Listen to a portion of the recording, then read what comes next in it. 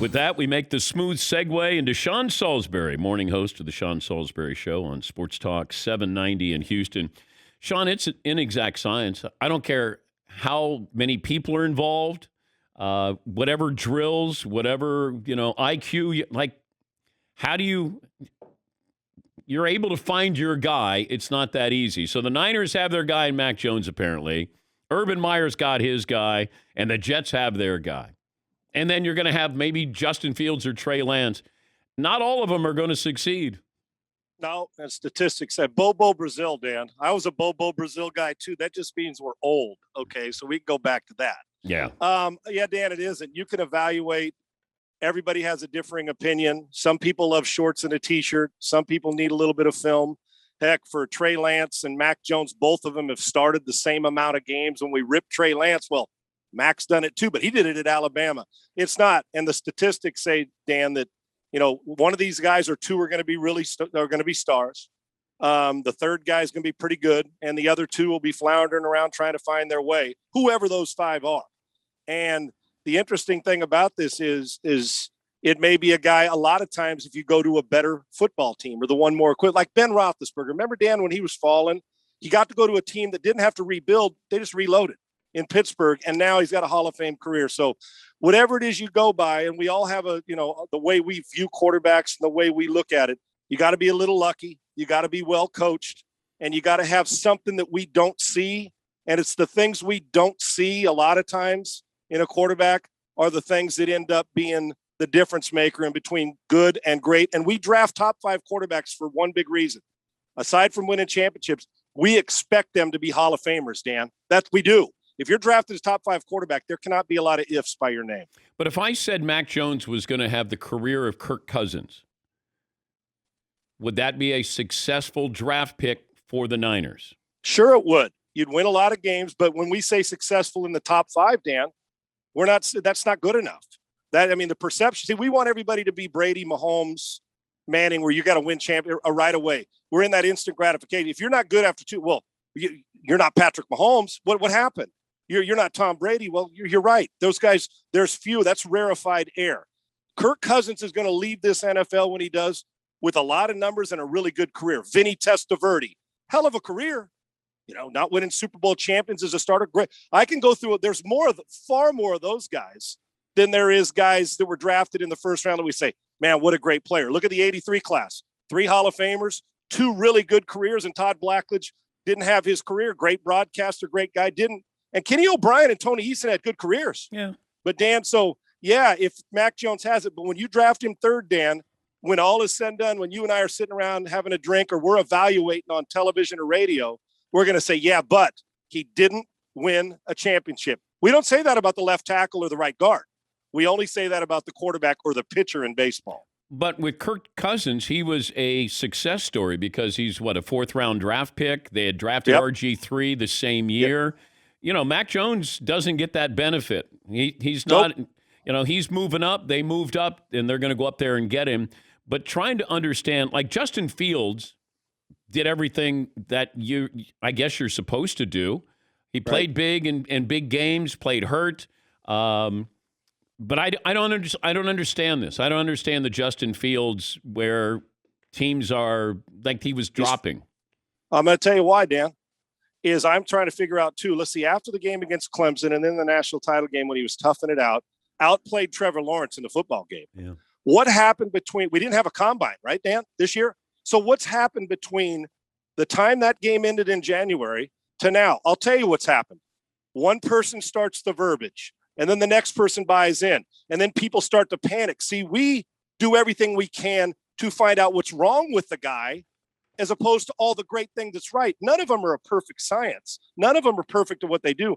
But he's got far more great traits and qualities than things that are negative. So what happened is that it starts to snowball. Oh, somebody said he didn't work hard. What about all of us that believe he works hard, or that he does get through his progressions, or that he does put his foot in the ground and he is tough, and that players love being around him, he elevates the play?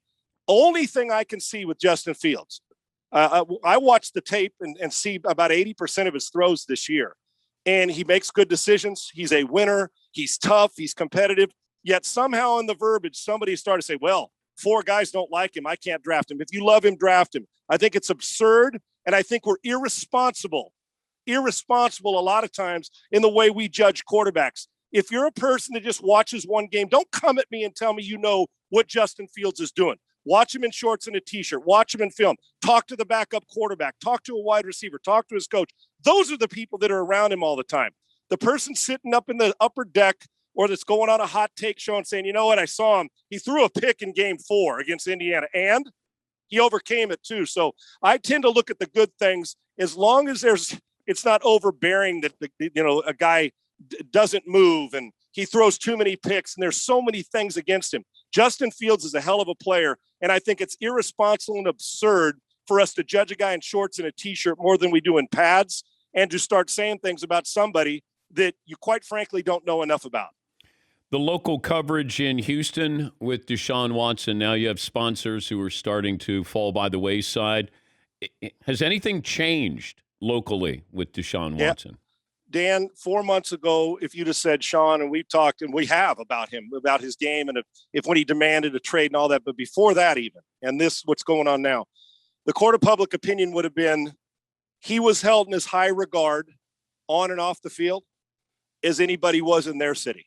Any quarterback, any player, charity, giving, great teammate, just a great person, a great football player.